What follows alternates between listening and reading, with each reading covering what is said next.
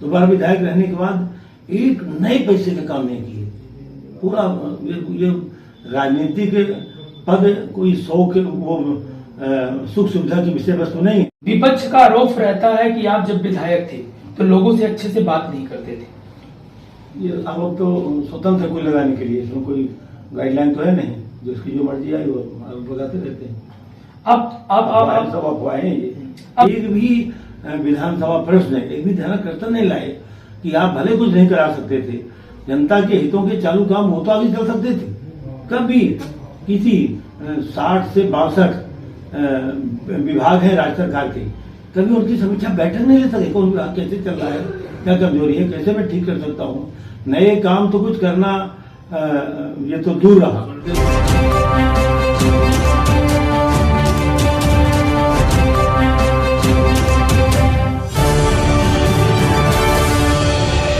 नमस्कार, मैं अभिषेक और आप देख रहे हैं राजधानी टाइम्स। सतना जिले की चित्रकूट विधानसभा से पूर्व विधायक वर्तमान में भाजपा से प्रत्याशी सुरेंद्र सिंह गहरवार से खास बातचीत की हमारे रिपोर्टर शिवेंद्र पाठक ने। उन्होंने खुलकर बताया अपने क्षेत्र के बारे में कि वहां की समस्याएं क्या हैं। साथ ही उन्होंने बताया कि इस बार के मुद्दे क्या हैं और किन मुद्दों को लेकर वो चुनाव लड़ रहे हैं। आइए दिखाते हैं आपको पूरा इंटरव्यू। नमस्कार दोस्तों, मैं शिवेंद्र और आप देख रहे हैं राजधानी टाइम्स। हम इस वक्त है चित्रकूट विधानसभा में।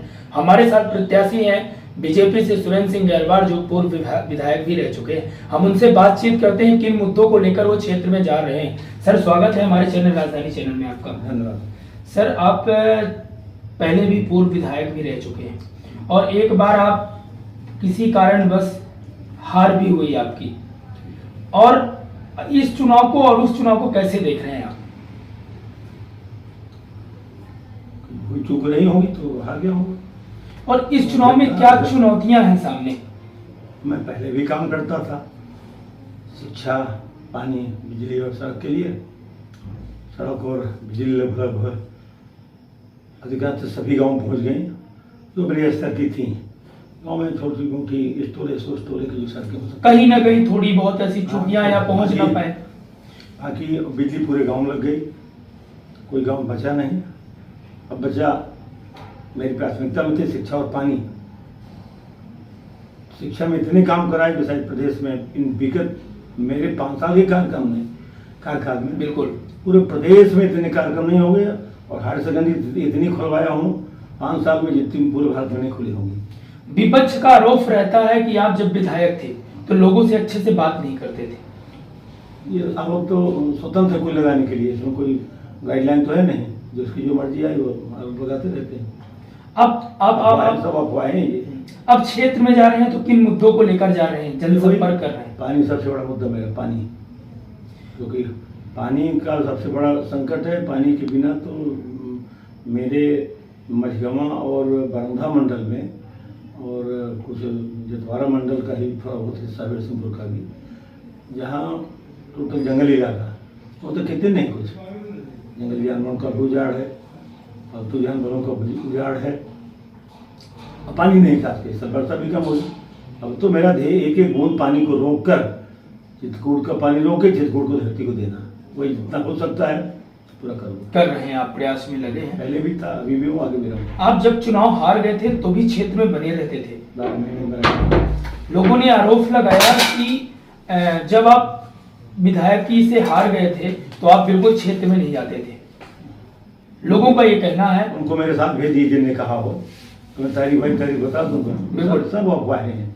यदि मैं नहीं जा सकता तो शायद हिंदुस्तान में कोई ऐसा व्यक्ति नहीं बैठे क्षेत्र में नहीं जाऊँगा। मैंने इसलिए कि जो व्यक्ति 12 महीने, ये सबको मालूम है, बच्चा हो बता देगा, जिस दिन हारता हूँ चुनाव तो उस दिन से लेकर और अगला चुनाव तक लगातार कोई दिन नहीं जब 16 घंटे 18 घंटे 20 घंटे उनके बीच में रहता हूँ। मैं पहला व्यक्ति हूँ जिस दिन हारता हूँ उस दिन के अगले दिन भी उसी तरह दौड़ा रहता है। न कभी हार की का गम मनाया, न कभी जीत की खुशी मनाया। मेरी जवाबदेही है सार्वजनिक जीवन में जनता के बीच में काम करने की। उसमें जो सामाजिक सरोकार से जुड़े हैं उनको भी करता हूँ, जो सुख है दुख है, आना जाना, सबसे भेंट अखबार करना। दूसरा, जो भी विकास के कार्य मैं कर सकता हूँ मेरे जो सीमा क्षेत्र में हैं, असफलता के बाद भी उनको पूरा करता हूँ। विदोरी सागर बांध इतना बड़ा जो लगा, तो मैं 2010 से हूँ, लेकिन तैराकबाद हार गया। मैं माननीय मुख्यमंत्री बहुत बहुत धन्यवाद और बधाई देता हूँ कि मेरे प्रयास को उन्होंने कभी नकारा नहीं। और आज वो 200-250 करोड़ का धोबी सागर बांध मंजूर हुआ और टेंडर हो गया, काम चालू हो गया और अभी विगत 5 अक्टूबर को माननीय मुख्यमंत्री ने उसका शिलान्यास कर दी। आपके पार्टी से कार्यकर्ता रहे डॉली शर्मा, वो बीजेपी से बगावत करके चुनाव मैदान पर बहुजन से लड़ रहे हैं, इससे बीजेपी को कितना नुकसान और फायदा हो सकता है? तो ये तो सामान्य प्रक्रिया है, मौलिक अधिकार सबको मिले चुनाव लड़ने का, वो भी लड़ रहे हैं। और जनता के बीच आप तो जा रहे हैं, अगर जनता आपको चुनती है, विधानसभा में पहुंचाती है, तो सबसे पहले कार्य क्या करेंगे? बता तो दिया, पानी के अभी लगभग 2.5 दर्जन से ज़्यादा बांध कुछ मंजूर हैं, कुछ मंजूरी की प्रक्रिया में है। उनको खोज खबर करके उनको देखूंगा कहाँ रुका पड़ा, जो रुके हैं उनके काम आगे बढ़वाऊंगा, काम चालू हो। बाण सागर जैसी महत्वाकांक्षी योजना वो 10 साल से जो कि तो करा रही, जो कि तो पड़ी, बिल्कुल पूरी नहीं हुई। कितना पानी था, कितना जब कहीं ना कहीं पार्टी का ना रहना वहाँ। नहीं, पार्टी का नहीं, मैं क्या बताऊं, ये तो वही बता सकते हैं जो अभी पद में है। दोबारा विधायक रहने के बाद एक नए पैसे का काम नहीं किए। पूरा ये राजनीतिक पद कोई 100 के वो सुख सुविधा की विषय वस्तु नहीं है, जनसेवा का है। वो तो पूरे बांध मेरे दिमाग में लिखे हैं, सर्वे हो चुका। अब यदि जनता का वो है, जनता का अधिकार है, जनता का निर्णय है। और पहले भी जनता ने जो जनादेश दिया उसका मैं स्वागत करता हूँ, लोकतंत्र का मैं बड़ा हिमायती हूँ। और आगे भी जो जनता अधिकार देगी उसका भी, यदि जनता मुझे फिर से अधिकार देती, चुनाव जिताती है, तो ये सारे काम खासकर पानी के लिए और जितने ये 2.5 दर्जन से ज़्यादा बांध मंजूर हैं, कुछ 2-4-6 बांध बने भी, अपने पेड़रा देखा होगा, पटना देखा होगा, उनको गोपालपुर गौसागर के कारणों से वन विभाग के या लोगों के कारण काम रुका हुआ है। बाण सागर का काम रुका हुआ है, जिसमें से 2 लाख एकड़ जमीन सिंचित होनी थी। उसको सबको तीतर करके कहाँ के निर्माण कार्य, कहाँ के रोड टार करके मेरे हारने के बाद सारी योजना को चौपट कर दिया गया। माननीय विधायक जी हमारे कभी इसका एक भी विधानसभा प्रश्न, एक भी ध्यानाकर्षण नहीं लाए कि आप भले कुछ नहीं करा सकते थे, जनता के हितों के चालू काम हो तो आगे चल सकते थे। कभी किसी 60 से 62 विभाग हैं राज्य सरकार के, कभी उनकी समीक्षा बैठक नहीं ले सके, कौन विभाग कैसे चल रहा है, क्या कमजोरी है, कैसे मैं ठीक कर सकता हूँ।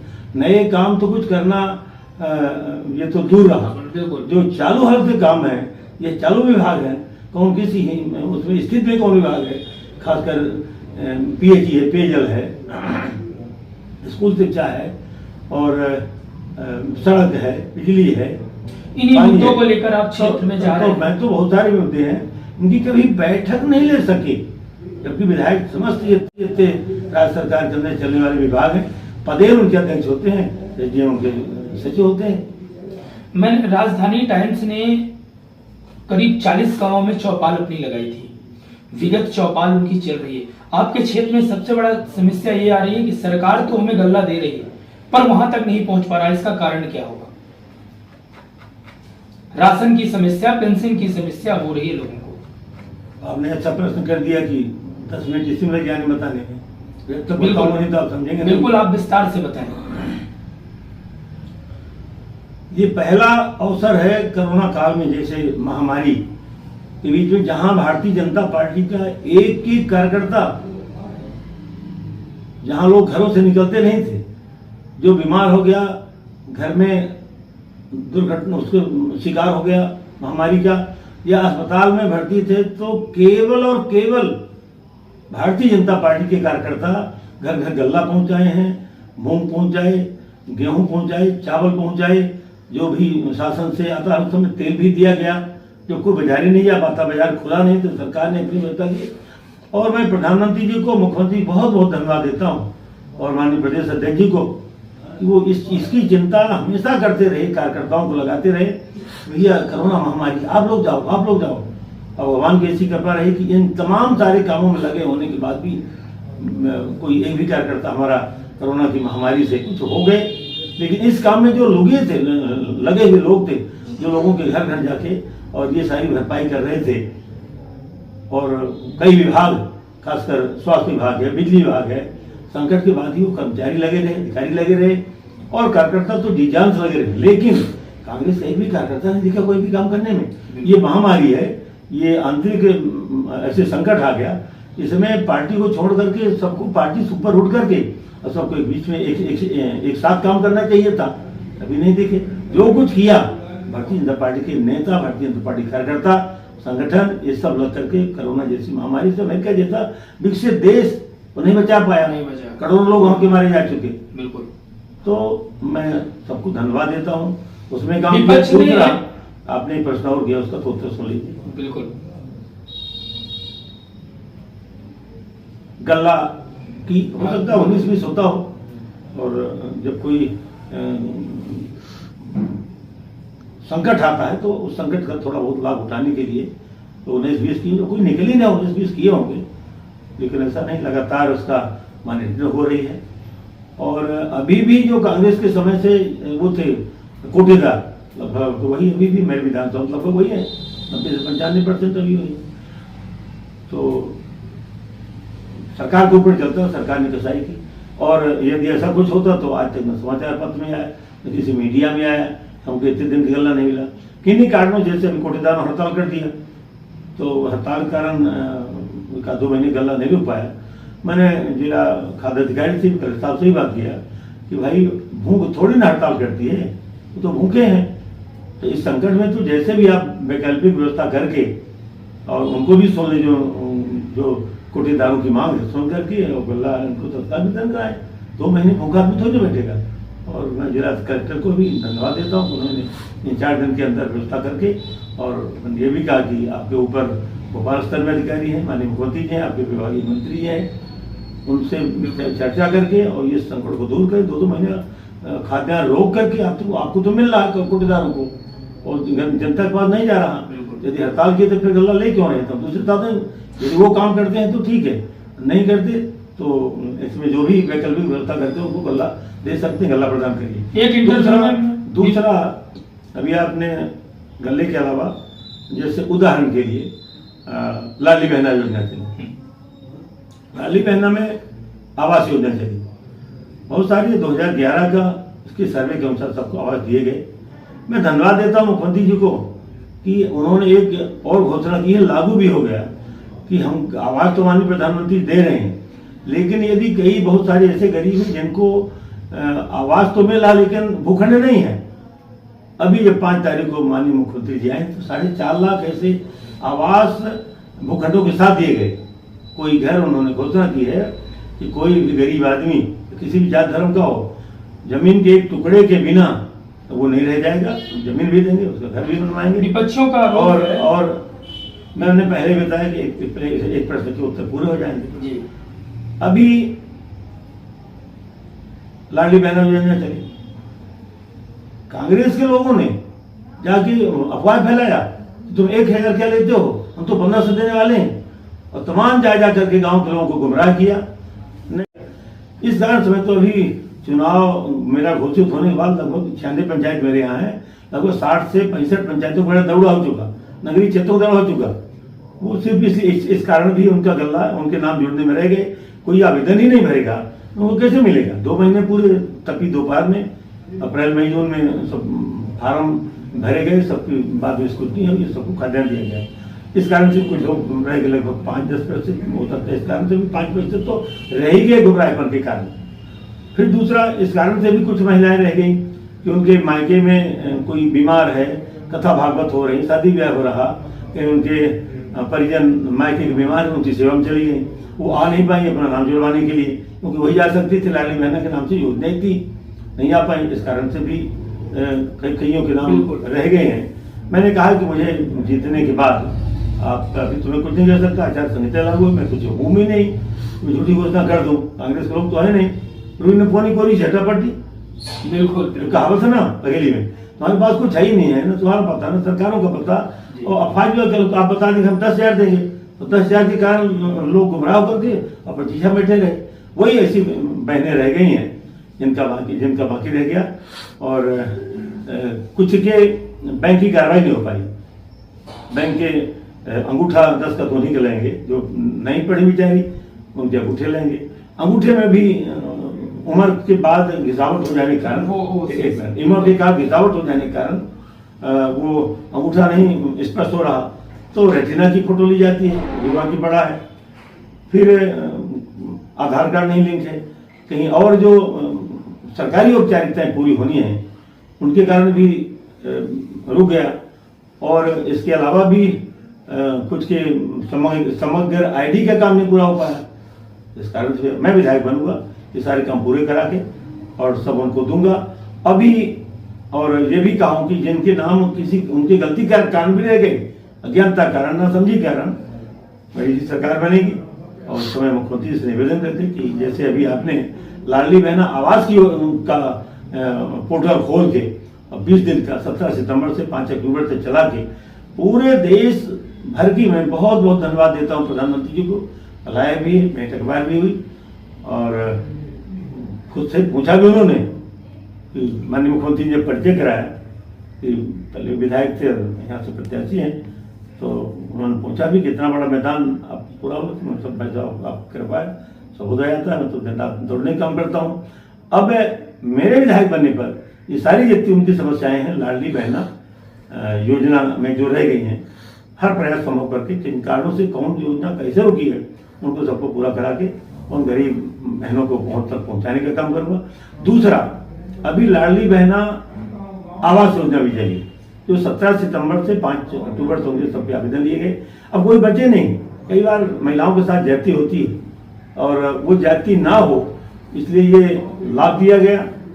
और लाभ के साथ साथ जिनके अभी आवास नहीं थे उनके पतियों के नाम, अब उनको लाडली बहना आवास के नाम से उनको आवास दिए गए हैं। सारे लोग कोई नहीं बचे जिनके नाम न जुड़ गए हों और नाम जुड़ने के बाद और जब समय आएगा तो इनको सबको मिले। आपका चित्रकूट विधानसभा दो विपक्षों ने कहा कि दो पार्ट में विधानसभा, लाइन के इस पार और लाइन के उस पार, अपना अपना गढ़ बता रहे हैं कि हमारा गढ़ ये, हमारा गढ़ ये, उनका गढ़ ये। आपने दूसरे गढ़ में भी विकास किया है, वो ऐसा आरोप लगा रहे हैं कि अपने गढ़ को ना देखते हुए लाइन के उस पार भी काम किया है। रानीपुर से लेकर और कौहानी से लेकर के और इधर प्रतापपुर बदकन पश्चिम से पूरब तक, एक गांव उतने कीमती है, कहाँ किसकी कहाँ जरूरत है, कैसे जरूरत है, उस समय मेरे ध्यान में है, तब तो बांध मंजूर करा है। ये बांध मंजूर किसी कृपा पर नहीं हुई, मेरी सोच की उपज है। हर जगह गया, भौगोलिक परीक्षण किया, अधिकारियों को ले गया, कुछ अड़ंगे भी आए, अरे अड़ंगे दूर कराते रहा और दूर कराते कराते ये बांध अब बनेंगे बहुत सारे, 2-3 बांध, जैसे धोरी सागर मंजूर हुआ, मुख्यमंत्री उसका शिलान्यास किया, टेंडर हो गया। इसी तरह एक बकोट बांध है 2014 का मंजूर था, उससे काम चालू हो गया। इसी तरह 2015 का मंजूर है झगराहा झरी पंचायत में बकोट बांध है, पाथर कचार के नाम से मंजूर है कोई पंचायत में, इनके सब काम शुरू हो गए। जैसे जैसे ये सब जनता के जनादेश मिलने पर मुझे अवसर मिलता जाएगा, अवसर क्या मिलना, जनता अवसर जनता देगी, फिर मैं सारे काम क्योंकि मेरे ही मंजूर कराए, सारी कार्रवाई मेरी कराई है। हर ऑफिस सतना से लेकर भोपाल तक मैं दौड़ता था, सब मेरे दिमाग में है। यदि मैं इस तरीके से 2 तरह का व्यवहार करता तो यहाँ तो बाणसागर बिरसुनपुर जतवार एरिया में खासकर बाणसागर का पानी था और उधर जो स्थानीय स्तर छोटे बांध का था और हर जगह बली का भी अध्ययन किया, बाणसागर का भी अध्ययन किया, जिसका पानी 2 तरफा है, शायद पूरे देश का, पूरे मध्य प्रदेश का खासकर पहला मेरी विधानसभा होगी जहाँ बाणसागर से पूरे उत्तर दिशा से पानी जाके दक्षिण के पूरे गांव को सींचता था और स्थानीय स्तर पर जो भौगोलिक जो वो हैं पहाड़ हैं, ऐसे पहाड़ों को जोड़ के बांध करके और पानी दिया सकता, वो उत्तर तरफ से दक्षिण की ओर लाना था। कभी बाणसागर नहीं भरा तो माधव सिंचाई हो जाती, कभी ये नहीं भरे तो बाणसागर से, ऐसा एक एक गांव का शिक्षा, बिजली, सड़क, पानी, इनके लिए सब कुछ सोचे। और जो ऐसा करते हैं कभी उनको मेरे साथ बैठाइए, एक सवाल उनके सामने जवाब दूंगा और खुद वो किन्हीं कारणों से गुमराह होंगे तो गुमराह आदमी कुछ भी कर सकता है, लेकिन मुझे हर एक काम की चिंता है, पहले भी थी, आज भी है। एक सड़क, एक बिजली, आज कोई बचे नहीं और 75% सड़क अभी इन मेरे कार्यकाल के टाइम इस क्षेत्र को दी गई, चाहे प्रधानमंत्री किसी भी मत की हो। इसी तरह बिजली का था, अटल योजना ग्रामीण में, शहरी की जनता को क्या संदेश देना चाहते हैं? संदेश मेरा काम करने का तरीका अपने आप में संदेश, ये जनता खुद देख रही है और भारी मतों से, अथाह मतों से जनता जिताएगी। बाकी मतदान उनके हाथ में है। मैं तो खुद कहता हूँ भाई, एक तरफ कामतानाथ, एक तरफ और एक तरफ गैबीनाथ, एक तरफ बड़देव बाबा, दूसरी तरफ पालदेव बाबा, बीच में जनता नाथ। सबसे बड़ी जनता का निर्णय सर्वोपरि, जनता को जनार्दन मानता हूँ। इसलिए किसी मंदिर में बहुत कम जाके उन्हीं की 12 महीने सेवा करता हूँ, बच्चे से लेकर, क्योंकि बच्चे ही किसी राष्ट्र के निर्माण की पहली आधारशिला है। और इसीलिए मैं लगा था बच्चे पढ़ें।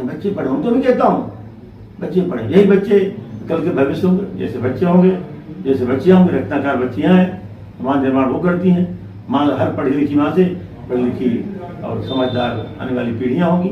ये सब किसी सुन के नहीं, ना किताबों में पढ़ के, मैं खुद सोच करके और ये सब काम आगे बढ़ाने का प्रयास किया हूँ। क्योंकि पानी के बिना शिक्षा, स्कूल, कॉलेज, उद्योग, धंधा, व्यापार, खेती, ये कुछ नहीं होगा बिल्कुल। इसलिए पानी पहली चिंता है। पानी का विकल्प कुछ नहीं, सिर्फ पानी। इसलिए पानी हो जाएगा। ये क्षेत्र भी बहुत सारी जिन जो कहते हैं, मेरा आग्रह है आपसे कि जो भी जिस दल के नेता कहते हैं वो उपाय तो बताएं। हिरौंदी से लेकर के और पहाड़ी घाटी के नीचे तक लगभग 70 किलोमीटर के हिस्से में जहाँ जंगली इलाका है, वो केवल पानी के लिए बैठे हैं। मैं तो ये भी देख रहा हूँ कि यदि दिन रात दौड़ में जाता हूँ, रात के 12 बजे तक उनके बीच में रहता हूँ, सुबह 5:30-6 बजे उठ के, और फिर 2 बजे, 2:30 बजे, तो 3 बजे, 12 महीने आता हूँ मैं। तो ये नहीं कि चुनाव के कारण 12 महीने मेरी आदत में हूँ। अब मैं ये सोचता हूँ, कई बार कहा भी क्या करता हूँ, यदि अभी तो 50% घरों में ताले बंद रहते हैं। यदि देरी हो गई किसी के सुख दुख में जाने की, तो चलो कि सब परिवार बाहर चले गए, हैदराबाद, सूरत, गुजरात, अहमदाबाद, जहाँ खाने कमाने, वो जो सयाने माता पिता रह जाते हैं। मुझे लगता है जब ये पीढ़ी नहीं रह जाएगी बुजुर्गों की, तो अगली पीढ़ी जो बाहर जा रही कमाने खाने, इनके माता पिता, जब इनके बच्चे जो बाहर शहरों में पैदा हुए, वो गांव में अभावग्रस्त क्षेत्र में, साधनहीन क्षेत्र में क्यों आएंगे? तो ये वहीं रह जाएंगे। तो इसलिए ये सारे काम यदि नहीं हुए, तो मुझे तो लगता है कि 15-20 सालों में आने पर लगते यहाँ की आबादी साधन विहीनता के कारण और 50 से 75% आबादी पलायन कर जाएगी। इसलिए सब ये काम कर रहा हूँ, दिल से काम कर रहा हूँ, कोई अनुमान के आधार पर नहीं। ये थे हमारे गहरवार जी, बीजेपी से प्रत्याशी। हमको समय दिए उसके लिए बहुत बहुत धन्यवाद। और ये जनता के बीच जाकर अपना जन आशीर्वाद भी ले रहे हैं और जनता के बीच लगे हुए हैं। धन्यवाद सर।